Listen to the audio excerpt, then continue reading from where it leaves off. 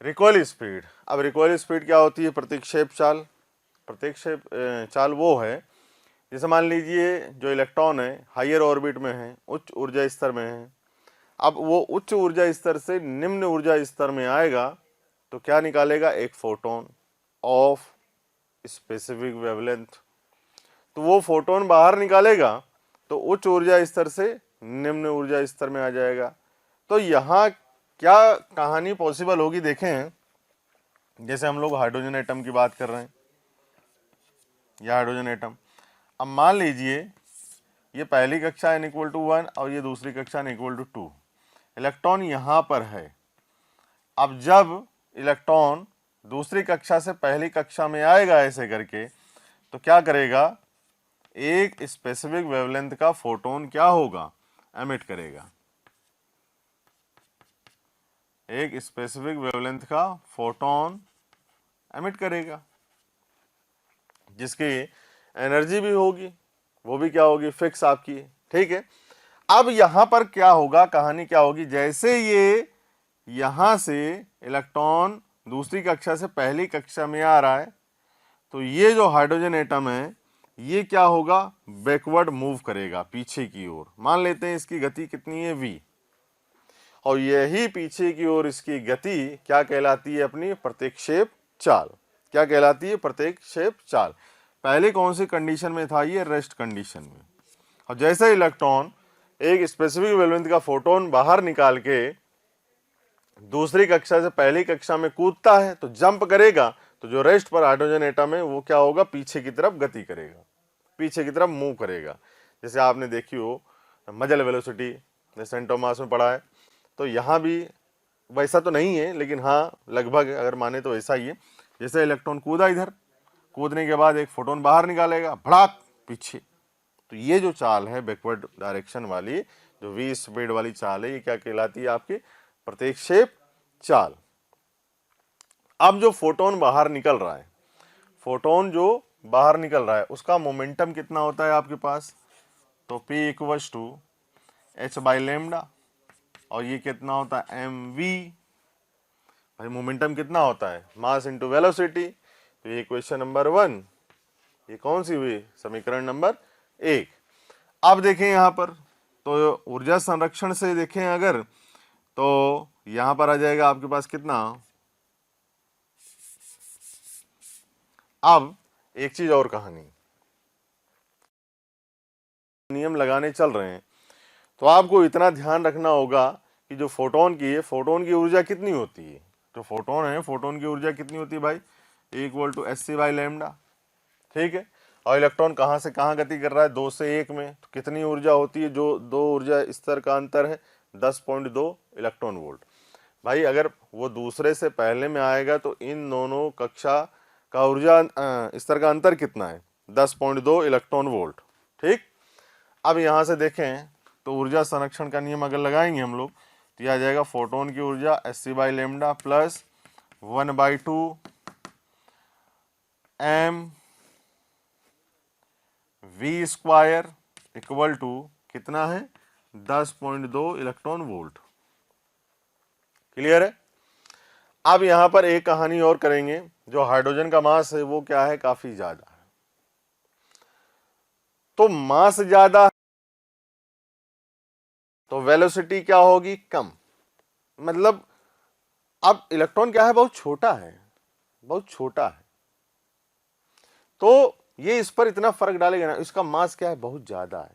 बहुत मोटे आदमी को छोटा आदमी मतलब कितना धक्का दे पाएगा बताइए आप? हल्का सा, मतलब ऐसे। तो ये क्या है?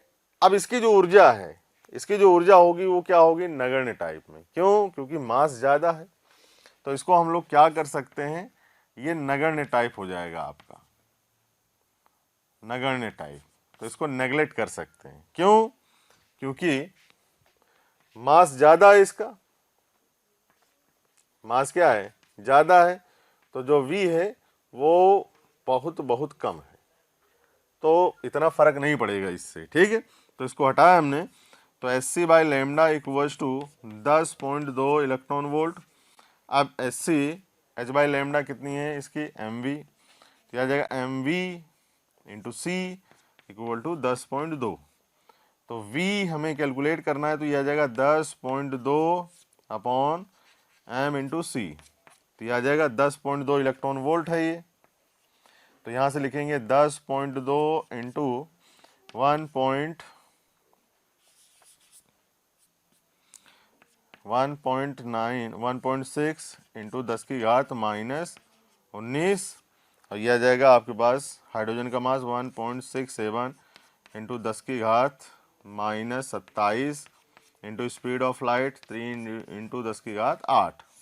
ठीक है, अब यहाँ से 8 से 27 जाएगा तो माइनस के 19, इससे ये ख़त्म हो जाएगा पूरा। अगर आप सोल्व आउट करोगे तो रिकॉइल जो स्पीड आ रही 3.4 मीटर पर सेकेंड, तो जो v का मान आया आपके पास कितना आ गया बेटा, 3.4 मीटर पर सेकेंड। अब यदि यहाँ पर हीलियम की बात की जाए या किसी और चीज़ की बात की जाए तो उसके लिए केसेस अलग अलग हो जाएंगे, तो जो रिकॉइल प्रतिक्षेप चाल आएगी वो क्या आएगी, वो डिफरेंट आएगी। तो हमने किसकी बात की, हाइड्रोजन एटम की बात की, तो ये होती है आपकी प्रतिक्षेप चाल। क्लियर है, तो ये कहानी ऐसे है, ध्यान रखें, वीडियो पॉज करें बेटा, लिखें, फिर इसके अब हम लोग कर लेते हैं कुछ इंपॉर्टेंट क्वेश्चन और प्रीवियस ईयर में आए हुए क्वेश्चंस। चलिए, तो आपका चैप्टर अब यहीं पर समाप्त होता है। क्वेश्चन करने जा रहे हैं हम लोग, प्रैक्टिस करेंगे, लगभग 7-8 से 10 क्वेश्चन करेंगे हम लोग। तो चलें इसको लिख लें बेटा फटाफट, जले। हाँ तो बच्चों, ये अपने पास क्वेश्चन है, क्या है क्वेश्चन, और ये क्वेश्चन बता दूं मैं, अब हम लोग प्रीवियस ईयर में आए हुए क्वेश्चन कर रहे हैं, काफ़ी अच्छे क्वेश्चन भी हैं और थोड़ा इजी क्वेश्चन भी हैं, मतलब नीट के हिसाब से अगर मेंस के हिसाब लें तो आ सकते हैं, और आए हुए क्वेश्चन है। तो क्वेश्चन क्या है, बामर श्रेणी की अंतिम लाइन, बामर श्रेणी की अंतिम लाइन तथा लाइमैन श्रेणी की अंतिम लाइन की तरंग दैर्ध्यों का अनुपात बताना है। 4 ऑप्शन अपने पास हैं, 2 होगी या 1 होगा या 4 होगी या 0.5। तो डी तो वैसे छोड़ दीजिए, ठीक है, और ए बी सी में से अपन को आंसर बताना है। 4 ऑप्शन उन्होंने दिए थे एग्जाम वालों ने, बट अपन को ए बी सी में से आंसर बताना है कि 2 होगी, 1 होगी, 4 होगी।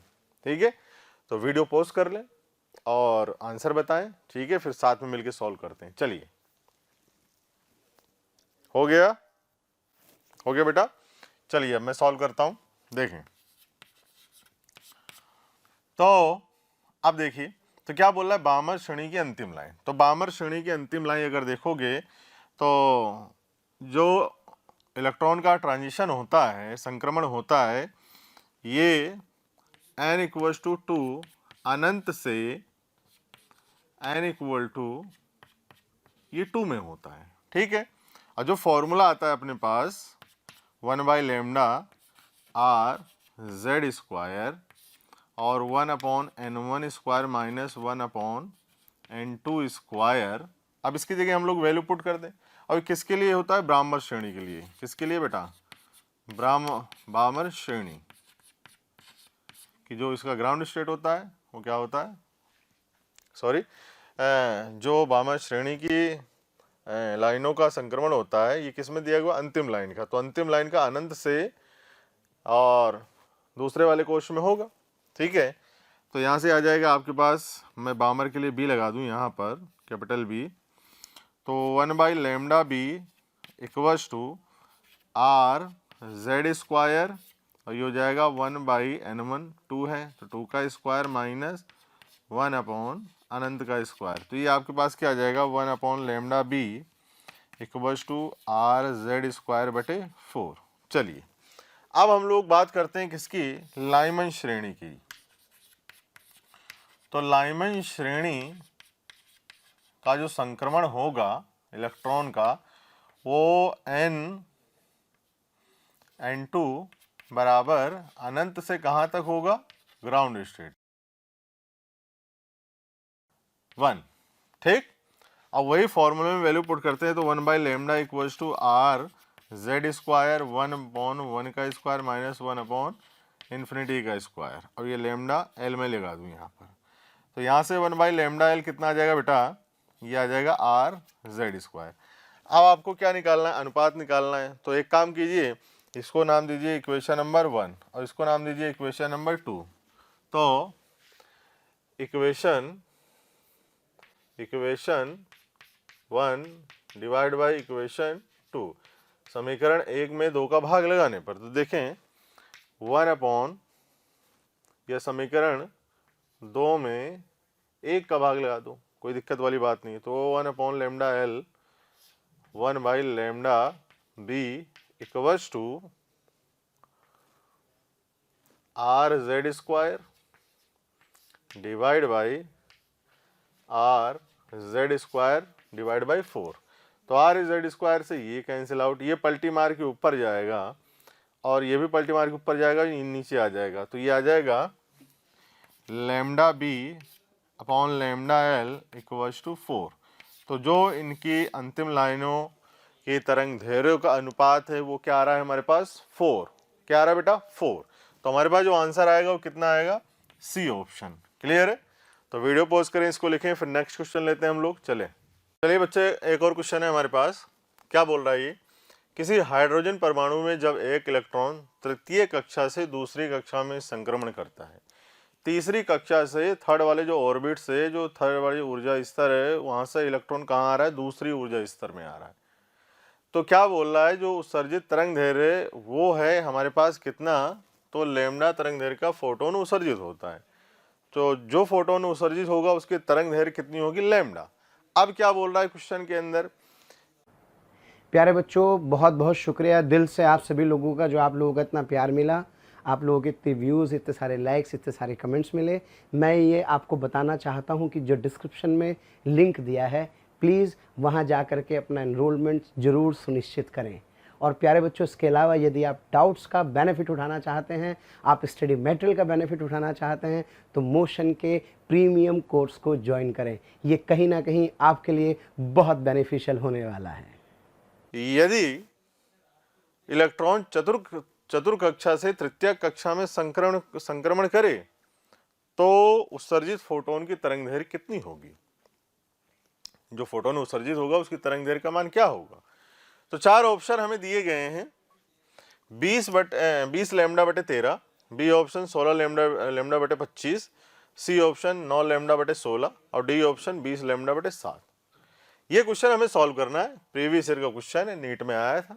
ठीक है, तो वीडियो पॉज करें, इसको सॉल्व करने की कोशिश करें, फिर साथ मिलके करते हैं। चलें बेटा, हो गया है, हो गया। चलिए अब मैं सॉल्व करता हूं, देखें। तो पहले इलेक्ट्रॉन संक्रमण कहां से कहां कर रहा है, कुछ नहीं है, बहुत इजी क्वेश्चंस हैं, है ना। मेंस में आए हुए क्वेश्चन भी हम लोग कर रहे हैं अटेम्प्ट, और नीट में आए हुए भी क्वेश्चन हम लोग कर रहे हैं। तो क्या बोल रहा है, आप तो कुछ नहीं करना है, डायरेक्ट फॉर्मूले पे चलते हैं। कहाँ से कर रहा है, तृतीय कक्षा से दूसरी कक्षा में। तो N2 बराबर तीसरी से N1 बराबर दूसरी में, तो कुछ नहीं करना, फॉर्मूला लगाए। तो 1 by lambda equals to R Z square और 1 upon N1 square minus 1 upon N2 square होता है। तो N1 N2 की वैल्यू रख दो। ठीक है, तो ये आ जाएगा आपके पास 2 का स्क्वायर माइनस 1 अपॉन 3 का स्क्वायर। चलिए, तो 1 upon lambda equals to R Z square, LCM ले लें तो ये आ जाएगा आपके पास कितना, एलसीएम लेंगे तो ये आ जाएगा आपके पास 4 और ये 9, 36 ले लें, 9 आएगा माइनस 4, तो ये आपके पास कितना आ गया, 5 are Z square divide by 36। ये तो इसकी बात हो गई, पहली बात। ठीक है, फर्स्ट पहली लाइन की बात हुई है ये। अब कहां से कहां संक्रमण हो रहा है, आपका संक्रमण हो रहा है चतुर्थ कक्षा से तृतीय कक्षा में। तो N2 का मान क्या हो जाएगा, 4 2 N1 कहाँ हो जाएगा, कहां तक जा रहा है, 3 तक। तो कुछ नहीं करना, इसी फॉर्मूले का यूज करना है हमें। तो 1 by lambda equals to R Z square 1 upon 3 का स्क्वायर माइनस 1 अपॉन 4 का square. 1 by lambda equals to R Z square, ये हो जाएगा 1 upon 9 minus 1 upon 16 equals to, यही कर लेते हैं, 1 by lambda equals to R Z square. बेटा एलसीएम ले लें, एलसीएम कितना आएगा 144, तो ये आ जाएगा 16 minus 9। 1 by lambda equals to R Z square, और इससे निकालोगे तो ये आ जाएगा आपके पास कितना, 16 में से 9 गए तो 7, 7/144। तो ये समीकरण 2 हो गई, और ये समीकरण कितनी हो गई 1। तो अब आता है हमारे पास, देखें अब क्या करें हम लोग, समीकरण एक काम करते हैं, इसको हम लोग क्या बोलते हैं, डैश। क्यों? क्योंकि हमसे क्या पूछा गया है, तृतीय से चतुर्थ से तृतीय कक्षा में जब जाएगा तो उसकी तरंग दैर्घ्य निकालनी है उत्सर्जित फोटोन की। आप क्या करें, समीकरण 1 में भाग लगाते हैं किसका, समीकरण 2 का। ठीक है, आइए लगाते हैं। तो समीकरण 1 कहाँ है भैया, 1 lambda equals to 1 lambda divide by 1 lambda dash equal to R5 R Z square upon 36 divide by 7 R Z square और divide by 144। R Z square से ये कैंसिल आउट हो जाएगा। थोड़ा सा इसको सॉल्व करें, ये पलटी मार के ऊपर जाएगा, ये भी पलटी मार के ऊपर चला जाएगा। तो 5 इंटू 144 और डिवाइड बाई 36 इंटू 7, ये हो जाएगा। अब ये इससे कितनी टाइम्स जाएगा, 4 टाइम्स, तो ये आ गया आपके पास 20/7। ये फिर पलटी मार के ऊपर जाएगा, तो लेमडा डैश इक्वल्स टू, नीचे आ जाएगा और क्रॉस मल्टीप्लिकेशन करें तो 20 लेमडा बाई 7। तो जब 4 से इलेक्ट्रॉन का संक्रमण 4 उत्तेजित कक्षा से या चौथी ऊर्जा स्तर से तीसरे ऊर्जा स्तर में जब इलेक्ट्रॉन संक्रमण करेगा तो उत्सर्जित फोटोन की तरंग दैर्घ्य कितनी होगी, 20 लेमडा बटे, आंसर आएगा वो अपना क्या आएगा बेटा, डी आंसर। ठीक है, वीडियो पॉज करें, इसको लिख लें, फिर नेक्स्ट क्वेश्चन लेते हैं हम लोग। चलें बच्चों, ये क्वेश्चन है नेक्स्ट अपने पास। रेडबर्ग नियतांक का मान हमें दिया हुआ है 10⁻7 पर मीटर दिया गया है। हाइड्रोजन स्पेक्ट्रम की बामर श्रेणी की अंतिम लाइन की तरंग संख्या क्या होगी, मतलब बताना है आपको। ठीक है, 4 ऑप्शन आपके सामने, इन्हीं चारों में से एक आंसर होगा। तो वीडियो पॉज करें, क्वेश्चन अटेम्प्ट करें, फिर साथ में मिलकर करते हैं। चलें करें बेटा। हो गया, चलें अब मैं सॉल्व करता हूं, साथ में मिलकर करते हैं। तो जो संक्रमण इलेक्ट्रॉन कर रहा है हाइड्रोजन स्पेक्ट्रम में बामर श्रेणी की अंतिम लाइन, तो बामर श्रेणी की जो अंतिम लाइन होगी उसका संक्रमण क्या होता है इलेक्ट्रॉन का, n2 बराबर अनंत से n1 बराबर कहाँ तक, 2 तक। ठीक है, और किसकी बात कर रहे हैं यहाँ पर, हाइड्रोजन की। तो Z परमाणु क्रमांक क्या होगा, संख्या क्या होगी, 1।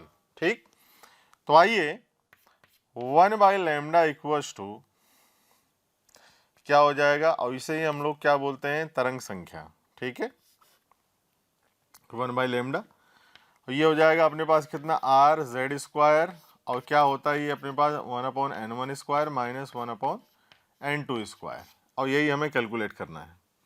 तो यह जाएगा आपके पास आर का मान कितना दिया हुआ, 10⁻7, ये जेड स्क्वायर मतलब 1 का स्क्वायर, और ये आ जाएगा अपने पास कितना, 1/n1, तो कितना है 2 का स्क्वायर माइनस अनंत का स्क्वायर। अब यहाँ से अगर सॉल्व करेंगे इसको तो ये आ जाएगा आपके पास 10⁻4। तो आप यहाँ से भी सॉल्व कर लो तो ये आ जाएगा आपके पास कितना, 0.25 इंटू 10⁻7 पर मीटर। ठीक, अब इसमें करेक्ट चॉइस अगर करोगे, सिंगल करेक्ट क्वेश्चन है, करेक्ट चॉइस करोगे तो बी आंसर इज करेक्ट। चलिए नोट डाउन कीजिए, फिर नेक्स्ट क्वेश्चन एक और लेते हैं प्रीवियस ईयर का। जो नेक्स्ट क्वेश्चन है अपने पास क्या है, ये निम्नतम ऊर्जा स्थिति में हाइड्रोजन परमाणु को 975 एंगस्ट्रॉम तरंग दैर्घ्य के एक वर्णी प्रकाश से उत्तेजित किया जाता है। तो हमें क्या बताना है, तो परिणामी स्पेक्ट्रमी रेखाओं की संख्या। हमें क्या दी हुई है, सिर्फ वेवलेंथ दी हुई है, तरंग दैर्घ्य दी हुई है, वो भी कौन सी यूनिट में दी हुई है, एंगस्ट्रॉम में। तो ध्यान रखना है हमें, 4 ऑप्शन दिए हुए हैं, स्पेक्ट्रम में रेखाओं की संख्या 3 होगी, 2 होगी, 6 होगी या 10 होगी। तो वीडियो पॉज करें, सॉल्व करें इसे, फिर साथ में मिलके करते हैं सॉल्व। चलिए डू इट। हो गया, हो गया भाई, चले बेटा सॉल्व कर रहे हैं। अब हमें क्या दी हुई है बेटा, वेवलेंथ, तो 975 एंगस्ट्रॉम, इसको मीटर में कन्वर्ट कर लें, 975 इंटू 10 की घात -10 मीटर। अब ऊर्जा कितनी होती है, फॉर्मूला क्या होता है इसका, Sc बाई लैम्डा। ठीक है, अगर हम लोग ऊर्जा निकाल लें, 2 कक्षा की ऊर्जा का अंतर कितना आ रहा है, तो इस हिसाब से हम निकाल लेंगे कि दूसरे से पहले में आ रहा है कि तीसरे से पहले में कि चौथे से पहले में, है ना। तो ऊर्जा अगर निकाल लें इसकी तो हमें पता लग जाएगा। तो कैलकुलेट करते हैं, चलिए। और लैम्डा किस में होता है आपका, यहाँ पे हम लोग जो पुट करते हैं इन इलेक्ट्रॉन वोल्ट में, तो एनर्जी जो आती है हमारे पास किस में आ जाएगी, इलेक्ट्रॉन वोल्ट में। तो चलिए उसका भी लिखेंगे फॉर्मूला। तो क्या है, 6.626 इंटू 10 की घात -34 into speed of light 3 into 10 की घात 8। चलिए, लैम्डा कितना है, 975 इंटू 10 की घात -10 इंटू इलेक्ट्रॉन। तो हमारे पास जो ऊर्जा आएगी वो किस में आ जाएगी बेटा, इलेक्ट्रॉन वोल्ट। तो हम डिवाइड लगा दे रहे हैं, किसका, 1.6 इंटू 10 की घात -19। चलें सॉल्व करते हैं। अब इससे ये कैंसिल आउट हुआ, कितने, 24, इससे ये गया -16, इससे ये गया -3 बचा यहाँ पर। टोटल अगर आप पूरा इसको सॉल्व करोगे तो हमारे पास जो ऊर्जा आएगी हसरतें दिल में दबाने से क्या होगा, सिर्फ एक बार होठ हिलाकर तो देखो, और सिमट आएगा आसमां आगोश में तुम्हारे, चाहत की बाहें फैलाकर तो देखो, और निगाहों से निगाहें मिलाकर तो देखो, नए लोगों से रिश्ता बनाकर तो देखो। हालांकि प्यारे बच्चों, अब हम आप नए नहीं हैं, बहुत दिनों से आपका हमारा कांटेक्ट हो चुका है। मेरा आपसे यही कहना है कि प्लीज़ सब्सक्राइब करें, और जो हमारा बेल आइकन है प्यारे बच्चों उसको हिट करें, क्योंकि कहीं ना कहीं जो रिक्वेस्ट आप लोगों के हमें मिलती हैं कमेंट्स के माध्यम से, उसमें हम ये चाहते हैं कि जो भी आपकी रिक्वेस्ट आ रही है उनको अपडेट करें। जो टॉपिक आपके छूट गए हैं वो टॉपिक आपको कहीं ना कहीं जरूर दें। तो वो टॉपिक आपको प्रोवाइड करने के लिए आपको इन्फॉर्मेशन कैसे कहीं ना कहीं मिले, तो आपको किसी से पूछने की जरूरत नहीं है, just to subscribe the channel. Okay, subscribe करें और बेल आइकन को हिट करें। Thank you. इलेक्ट्रॉन वोल्ट में कितनी आ जाएगी, 12.5 इलेक्ट्रॉन वोल्ट। अब यहां पर अगर आप देखेंगे तो जो स्पेक्ट्रल सीरीज है, देखें तो यहां पर ये ग्राउंड स्टेट 1, 2, n=3, n=4। ऊर्जा अगर देखें यहाँ पर कितनी होती है, -13.6, -3.4 और -1.51 और -0.85। क्लियर। अब जो 2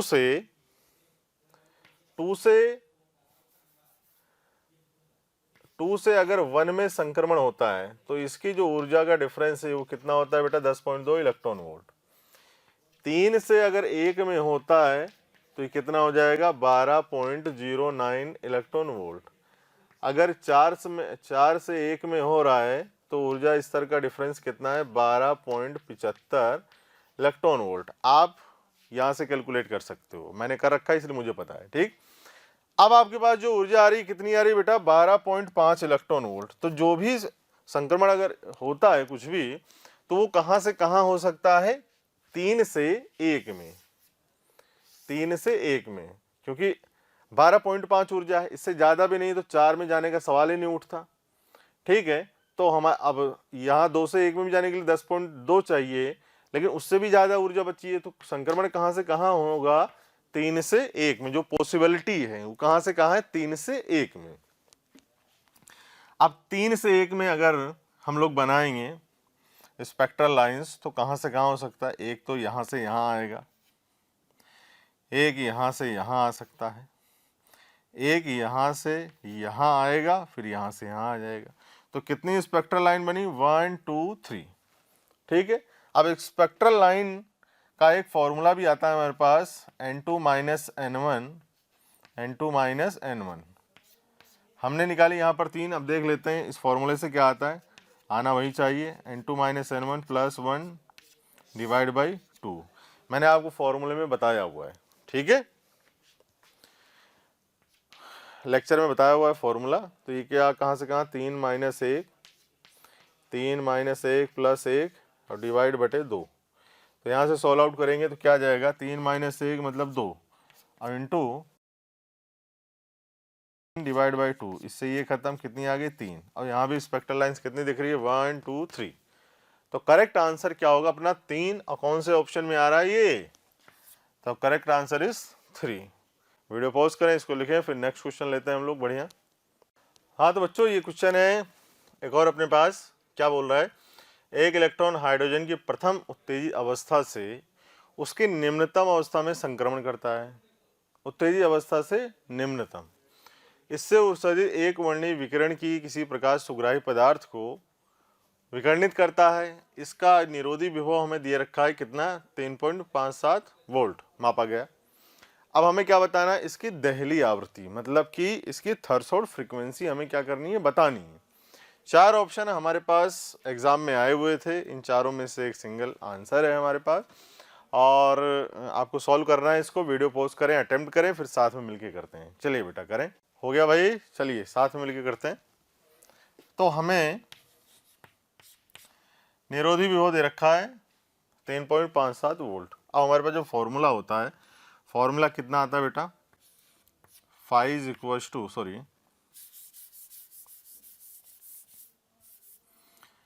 के equals to A minus phi. Clear है, ये फॉर्मूला हमें दिया हुआ है। अब यहाँ से अगर फॉर्मूले का यूज करेंगे, एच एफ इक्वल्स टू ई कितना है आपके पास, ई यहाँ से कितना है आपके पास, cut cut cut cut cut cut, correct.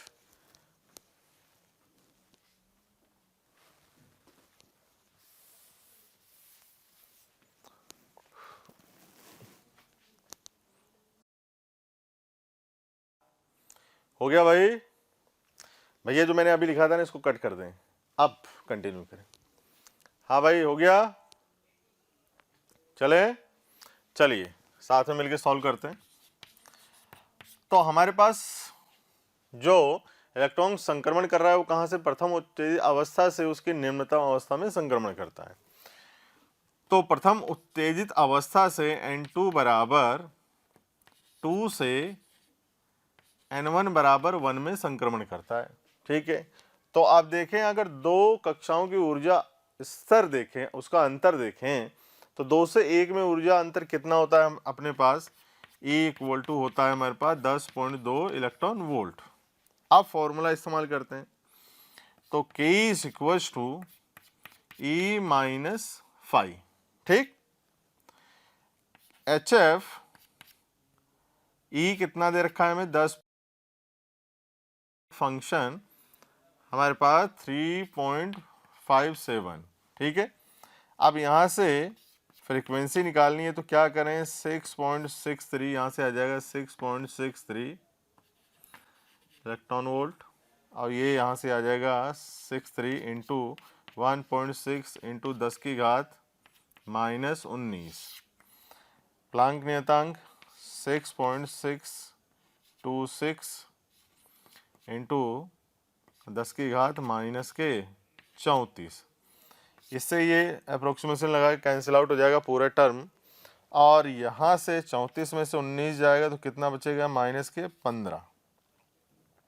ये आ जाएगा अपने पास 1.6 इंटू 10 की घात प्लस 15 आ जाएगा, माइनस ऊपर जाके किस में हो जाएगा, प्लस में। ठीक है, तो ये 15 हर्ट्ज, ये आ गई हमारे पास दहली आवृत्ति। 1.6 सी करेक्ट आंसर।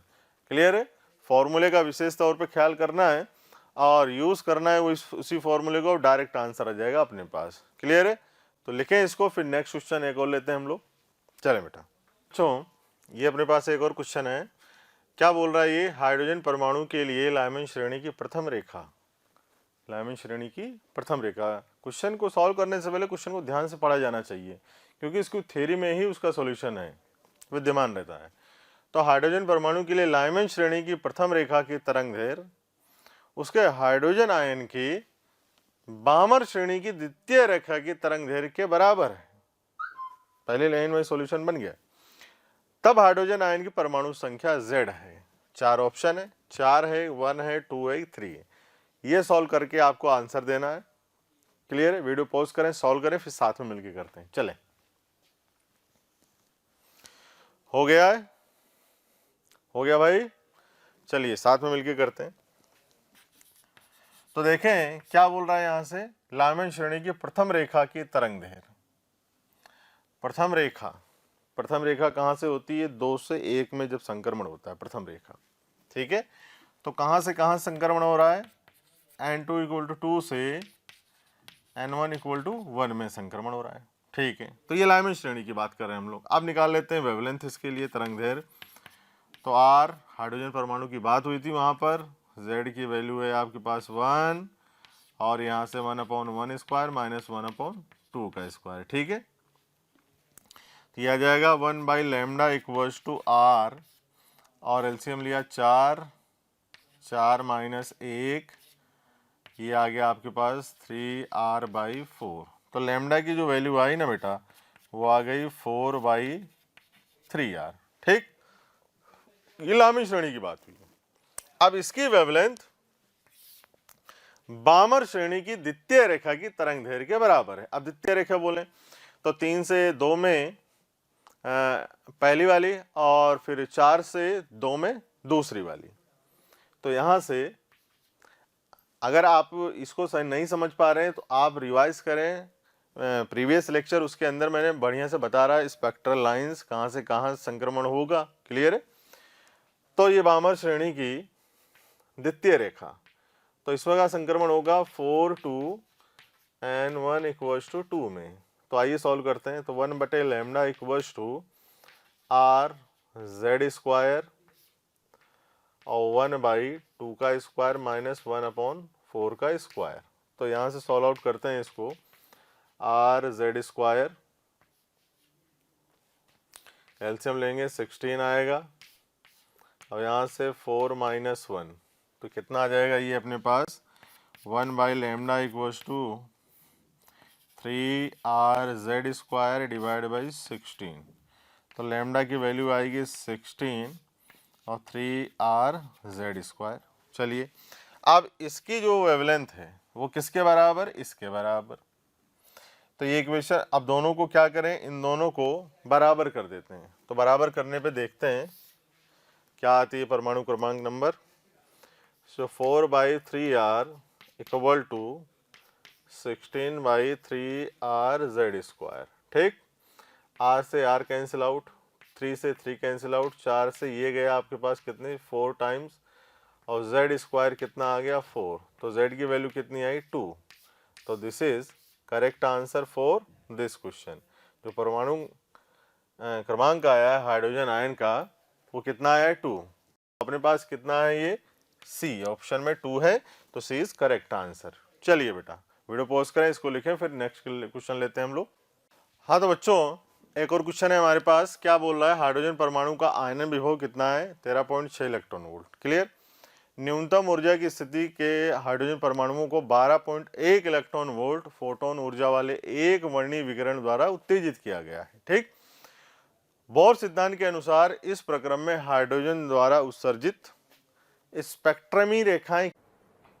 प्यारे बच्चों, आपको वीडियो अगर पसंद आ रहे हैं तो प्लीज़ लाइक करें, शेयर करें, और साथ ही साथ उन ज़रूरतमंद बच्चों को इसके बारे में ज़रूर इन्फॉर्मेशन दें जिनको इसकी कहीं ना कहीं आवश्यकता है। मैं जानता हूं आपका दिल बहुत अच्छा है, आप भी दूसरों के बारे में शायद उतना ही सोचते हैं जितना ये मोशन की टीम सोच रही होगी। तो प्यारे बच्चों, इसलिए इन लेक्चर्स के जो भी लिंक्स हैं वो अपने फ्रेंड्स के साथ ज़रूर शेयर करें। विश्वास कीजिए, जितने ज़्यादा लोग जुड़ेंगे उतना ज़्यादा आप लोगों के का प्यार, स्नेह, लाइक और कमेंट्स के माध्यम से हमें प्राप्त होगा, जिससे मोशन की टीम मोटिवेटेड होगी और हम लोग दिन रात बहुत ऊर्जा के साथ प्यारे बच्चों आपके साथ काम करेंगे। कितनी होगी? क्लियर है? तो हमें क्या बताना है? स्पेक्ट्रमी रेखाओं की संख्या। हिंट देता हूं मैं आपको। अब आपको क्या निकालना है? ऊर्जा का मान, जो उसके जो जिस कक्षा में इलेक्ट्रॉन रिवॉल्व कर रहा है उसकी कुल ऊर्जा का मान निकालें। अब अगर कुल ऊर्जा का मान आ जाएगा तो कुछ एक छोटी सी कैलकुलेशन करनी होगी या नहीं करनी होगी, आप बता सकते हैं। इतना इससे बढ़िया बेटर मैंने पढ़ा दिया है आपको, आप ओरली आंसर दे पाएंगे। सिर्फ ऊर्जा निकाल लें, उस कोश की ऊर्जा कितनी है। क्लियर? तो ये 4 ऑप्शन आपके पास हैं। वीडियो पॉज करें, सॉल्व करें, फिर साथ में मिलकर करते हैं। चलिए देखें। हो गया? हो गया भाई? चलिए बेटा देखें, तो साथ में मिलकर सॉल्व करते हैं। अब जिस कक्षा में इलेक्ट्रॉन रिवॉल्व कर रहा है उस कक्षा में कुल ऊर्जा का मान कितना है? हमारे पास कुल ऊर्जा का मान अगर निकालेंगे जिसमें इलेक्ट्रॉन रिवॉल्व कर रहा है, तो उत्तेजित अवस्था में हाइड्रोजन परमाणु का आयनन विभव इतना है। तो न्यूनतम ऊर्जा की स्थिति में हाइड्रोजन परमाणुओं को 12.1 इलेक्ट्रॉन वोल्ट फोटोन ऊर्जा वाले एक वर्णीय विकिरण द्वारा उत्तेजित किया गया है। तो देखें, उस कोश में, जिस कोश में इलेक्ट्रॉन है, उस कोश की ऊर्जा कितनी है, कुल ऊर्जा निकाल रहे हैं हम। तो यहाँ से आ जाएगा आपके पास नेगेटिव एनर्जी ऑफ इलेक्ट्रॉन कोश की -13.6 प्लस 12.1 इलेक्ट्रॉन वोल्ट। यहाँ से निकालेंगे तो कितनी आ जाएगी आपके पास? 6 में से 1 गया 5 और 12 में से 1 गया तो ये माइनस के 1.5 इलेक्ट्रॉन वोल्ट। अब यहाँ से देखें, ये माइनस के 1.5 इलेक्ट्रॉन वोल्ट किस कक्षा की ऊर्जा है? देखें इधर, ये आपके पास देखें, ये आपके पास n=1 है, n=2 और n=3। देखें बेटा, यहाँ पर -13.6 पहले कोश की ऊर्जा, माइनस के 3.4 इलेक्ट्रॉन वोल्ट में है सब ये दूसरे कोश की ऊर्जा, और माइनस के 1.51 इलेक्ट्रॉन वोल्ट ये तीसरी कक्षा की ऊर्जा। अब हमारे पास उस कक्षा की ऊर्जा आई है जिसमें है कितनी आई है? माइनस के 1.5। तो किसकी ऊर्जा आई है माइनस के 1.5? तीसरी कक्षा की, तीसरे कोश की। अब तीसरे कोश से अगर इलेक्ट्रॉन न्यूनतम कक्षा में आएगा तो कितनी स्पेक्ट्रमी रेखाएं बनेंगी? एक तो ये यहाँ से यहाँ आ सकता है, ठीक, एक तो ये यहाँ से यहाँ डायरेक्ट आ सकता है, और एक यहाँ से यहाँ आएगा, फिर यहाँ से यहाँ आ जाएगा। तो 1 2 3, तो 3 स्पेक्ट्रमी रेखाएं बनेंगी इसमें। तो आंसर क्या हो जाएगा हमारा? B. B is correct answer. देखा कितना सिंपल क्वेश्चन है। क्लियर है? लग रहा था बाउंडर है एकदम। तो काफ़ी इजी कंसेप्ट है, इससे बढ़िया तो हम लोगों ने पढ़ ही लिया है। तो ये क्वेश्चन काफ़ी इजी है, सिर्फ आपकी कमांड कहाँ होनी चाहिए? क्वेश्चन को रीड करने पर। अगर आपको क्वेश्चन समझ में आ गया तो सॉल्यूशन तो चुटकियों में बन जाएगा। तो बेटा लिखें, वीडियो पॉज करें, फिर 1-2 क्वेश्चन और कर लेते हैं और स्टार्ट करते हैं एक्स-रेज। चलिए बेटा लिखें। हाँ बच्चों, एक और क्वेश्चन है हमारे पास। क्या बोल रहा है? हाइड्रोजन के बोर मॉडल में अब केंद्रीय बल तथा प्रोटॉन तथा इलेक्ट्रॉन के मध्य लगने वाले कूलाम बल एक दूसरे को संतुलित करते हैं। यदि A0 निम्न स्तर कक्षा की त्रिज्या है तो m इलेक्ट्रॉन का द्रव्यमान E आवेश तथा ε0 विद्युतशीलता हो तो इलेक्ट्रॉन का क्या पूछ रहा है यहाँ पर? वेग। ये नीट 1998 में क्वेश्चन आया था और इसमें 4 ऑप्शन दिए गए थे और पूछा गया था कि भाई इलेक्ट्रॉन का वेग बताइए। तो वीडियो पॉज करें बेटा, अटेम्प्ट करें, फिर साथ में मिलके करते हैं। ठीक, चलें तो सॉल्व करते हैं। देखिए यहाँ पर पहले क्वेश्चन को ध्यान से समझिए। क्या बोल रहा है कि जैसे ये नाभिक है और ये इलेक्ट्रॉन चक्कर लगा रहे हैं और इसकी त्रिज्या कितनी दी हुई है बेटा अपन को? A0। कितनी दी हुई है? A0। ये इलेक्ट्रॉन चक्कर लगा रहे हैं। अब यहाँ पर जो बल लगता है इलेक्ट्रॉन और प्रोटॉन के मध्य में, यहाँ पर दे रखा है हमें, क्या लगता है? कूलाम बल। और यही कूलाम बल क्या देता है, इलेक्ट्रॉन को प्रोवाइड करता है अभिकेंद्रीय बल इस वृत्ताकार पथ में गति करने के लिए। ठीक है, तो यहां पर जो बल लगेगा आपका, ये इलेक्ट्रोस्टैटिक फोर्स कौन प्रोवाइड करवा रहा है, अपकेंद्रीय बल, ये इलेक्ट्रोस्टैटिक फोर्स। तो संतुलन में है भाई, ये भी नाभिक के चारों ओर गोल चक्कर वृत्ताकार पथ में गति करता रहेगा। तो ये इलेक्ट्रोस्टैटिक फोर्स किसके बराबर हो गया, अपकेंद्रीय बल के। अपकेंद्रीय बल कोई फंडामेंटल फोर्स नहीं है, ये इफेक्ट है जो किसी फंडामेंटल फोर्स से प्रोड्यूस होता है। यहां पर किससे हो रहा है, इलेक्ट्रोस्टैटिक फोर्स से, कूलाम बल से। ये टेंशन से भी, तनाव बल से भी मिल सकता है, हमारे पास प्रोवाइड हो सकता है, फ्रिक्शन से भी, नॉर्मल से भी मिल सकता है। यहां पर किससे मिल रहा है, कूलाम बल से। और दोनों क्या है, एक दूसरे के साथ संतुलन अवस्था में। ठीक, तो ये इसका चार्ज हो गया कितना बेटा, Zd। ठीक, अब देखें यहां से, तो बात करते हैं electrostatic force equal to centripetal force. अपकेंद्रीय बल को इंग्लिश में क्या बोलते हैं हम लोग, सेंटीपिटल फोर्स। ठीक, कूलाम बल को इलेक्ट्रोस्टैटिक फोर्स। क्लियर है, चलिए अब यहां से हम लोग लेते हैं electrostatic force Zd plus Zd into ई अपॉन के Q1 Q2 upon R square होता है। यहाँ पे मैं लिख देता हूँ क्या होता है, कूलाम बल के Q1 Q2 upon R square और सेंटीपिटल फोर्स mv स्क्वायर बटे R। ठीक, ये हम लोगों ने जब पढ़ा था तो मैंने काफ़ी डिटेल में आपको बताया है। अगर आपको डिटेल में इसको समझना हो तो रिवाइज करें प्रीवियस लेक्चर बेटा। चलिए क्वेश्चन को अटेम्प्ट करते हैं और k की वैल्यू लिख दे रहा हूँ 4 पाई एप्सिलॉन नॉट। ठीक, अब यहाँ से a नॉट स्क्वायर, क्योंकि त्रिज्या कितनी है आपके पास, a नॉट।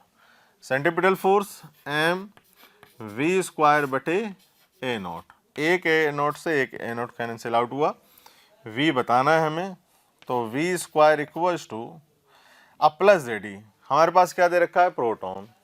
ठीक है, और हाइड्रोजन का परमाणु क्रमांक कितना होता है, 1। तो यहाँ से आ जाएगा आपके पास कितना, E, और ये 4 pi epsilon not, sorry E square 4 pi epsilon not और a नॉट, और ये m नीचे आ जाएगा m। ठीक है, ये रही। और यहाँ पर Z की वैल्यू कितनी होगी बेटा, 1, क्योंकि कौन सा एटम है, हाइड्रोजन एटम। ठीक है, ये वाली बात आ गई।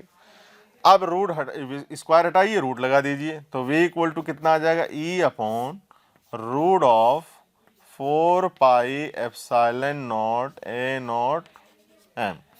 तो ये वेग आ गया किसका, इलेक्ट्रॉन, जिस स्पीड से ये इस नाभिक के चारों ओर रिवॉल्व कर रहा है। क्लियर है, तो ऑप्शन मैच करा लीजिए, option C is correct answer.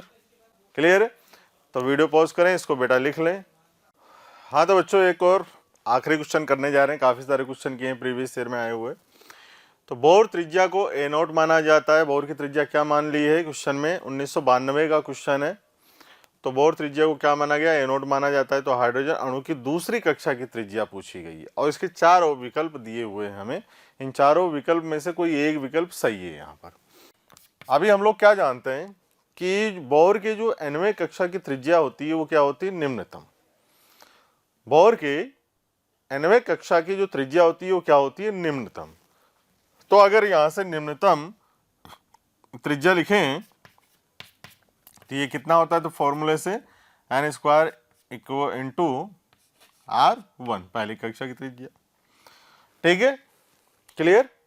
तो यहाँ से अगर हम लोग कहाँ पूछा गया है, दूसरी कक्षा की त्रिज्या, तो दूसरी कक्षा की त्रिज्या जो होगी ये 2 का स्क्वायर, और बोर त्रिज्या क्या बोली ये, a नॉट, ये नॉट। तो दूसरे कक्षा की त्रिज्या कितनी आ गई अपने पास, 4 a नॉट। सिंपल कंसेप्ट है, सिंपल क्वेश्चन है काफ़ी। अगर आप लेक्चर पूरा अच्छे से देख लेना तो आपसे एक भी क्वेश्चन अटकने वाला नहीं है, डिटेल में पढ़ाया है। ठीक है, तो यहाँ पर हमारा लेक्चर होता है समाप्त एटॉमिक कोलिजन का, एटॉमिक फिजिक्स का। ठीक है, अब इसके बाद हम लोग नेक्स्ट स्टार्ट करेंगे एक्स रेज। ठीक है, तो आप वीडियो पॉज करें, इसको लिख लें बेटा। आंसर जो होगा हमारा ऑप्शन है इज करेक्ट आंसर। तो वीडियो पॉज करें और लिख लें, और हम लोग स्टार्ट करने जा रहे हैं एक्स रेज। तो पढ़ाई करते रहें, ऑल द वेरी बेस्ट। प्यारे बच्चों, अगर आपको लेक्चर पसंद आ रहे हैं और मैं आपसे कहता हूं कि आपको लग रहा है कि ये टॉपिक भी सर से ही पढ़ना है और आप उसके लिए कोई आपकी क्यूरी है या कोई भी आपके किसी भी तरह का प्रॉब्लम है, तो आप इस टोल फ्री नंबर पर संपर्क कर सकते हैं। टोल फ्री नंबर है 18002121 18002121 1821 799 18002121 799।